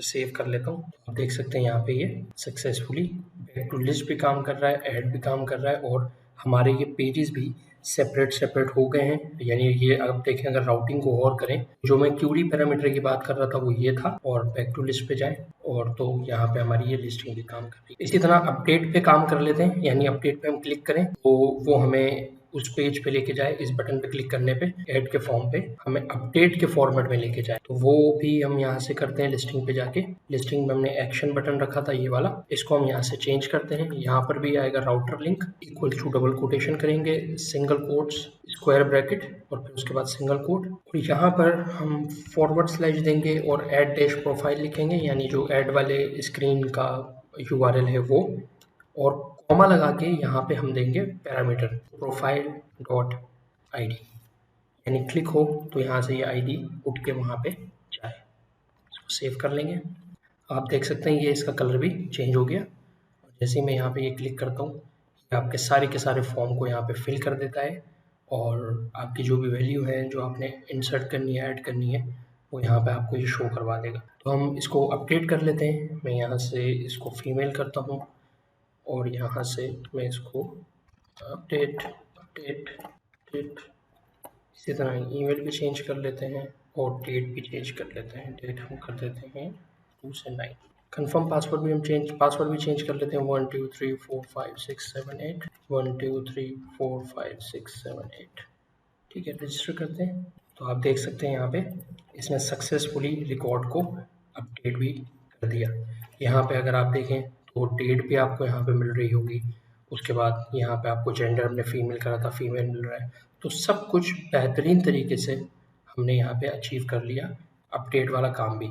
कुछ रिकॉर्ड हम यहाँ पे ऐड कर लेते हैं ताकि देखें ऐड की फंक्शनलिटी ठीक चलती है या नहीं। तो मैं यहाँ से रिकॉर्ड फिल करता हूँ।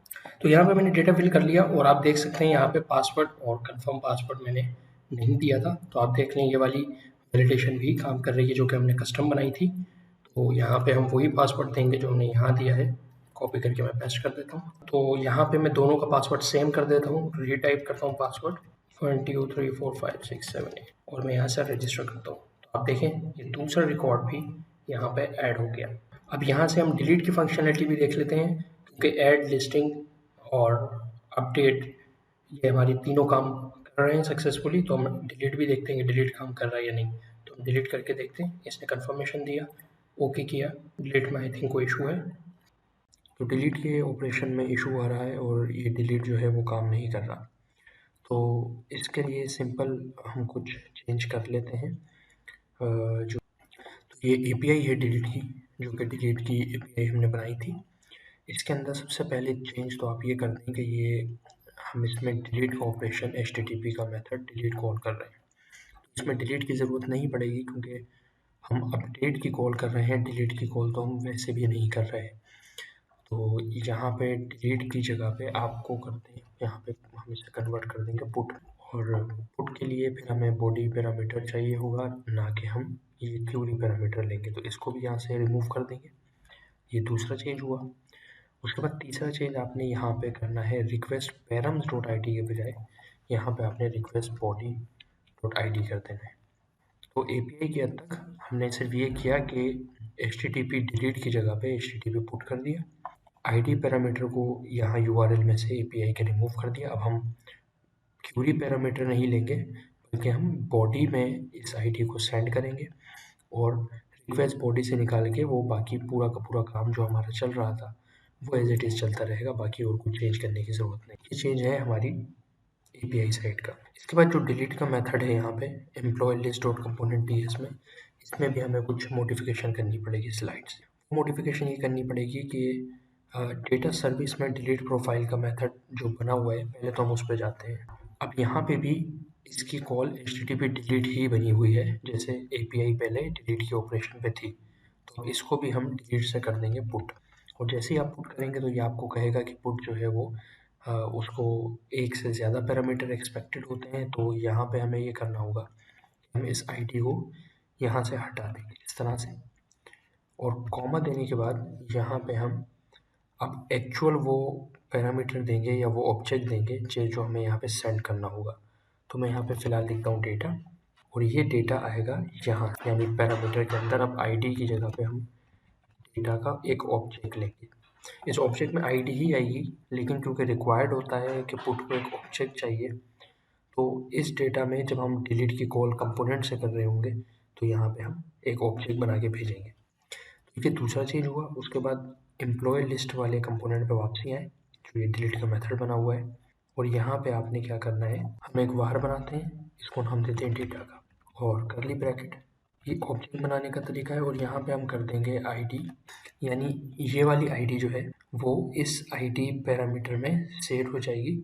और ये जो डेटा है ये अब एक ऑब्जेक्ट की तरह बन जाएगा और हम ये ऑब्जेक्ट यहाँ इस आईडी में सेंड करवा देंगे। ठीक है, यानी डिलीट प्रोफाइल को जो ऑब्जेक्ट डेटा रिक्वायर्ड था वो हमने वहाँ से सेंड किया। इस डेटा में आईडी होगी और वो आईडी आपकी एपीआई पे जाके अपना काम एक्शन परफॉर्म कर देगी। तो ये 3 जगहों पे चेंजेस हमने यहाँ पे कर दी। अब इसके बाद इसे सेव कर लेते हैं और फिर एक बार रन करके देख लेते हैं। तो आप देख सकते हैं सक्सेसफुली कंपाइल हो गया। यहाँ पे कोई एरर इशू यहाँ पे नहीं है। इसी तरह API भी हमारी कनेक्टेड है और सक्सेसफुली चल रही है। तो अब जाते हैं डायरेक्टली अपने प्रीव्यू पे। अब ये फाइनल आउटपुट है यहाँ पे। अब हम डिलीट को अगेन ट्राई करते हैं कि ये डिलीट का ऑपरेशन परफॉर्म करता है या नहीं। तो यहाँ से हम डिलीट का बटन दबाएंगे, ओके करेंगे, तो आप देख सकते हैं अब सक्सेसफुली हमारा डिलीट का ऑपरेशन भी परफॉर्म हो गया। तो जो स्लाइड से मॉडिफिकेशन हमने की API के फ्रंट एंड पे और फ्रंट एंड की सर्विस में, हमने डिलीट HTTP डिलीट से उसको पुट में कन्वर्ट किया और क्यूरी पैरामीटर की जगह पे हमने उसे बॉडी पैरामीटर ID सेंड कर दी। तो ये हमारा काम हो गया। तो आई होप ये वीडियो आप लोगों के लिए बहुत हेल्पफुल रही हो।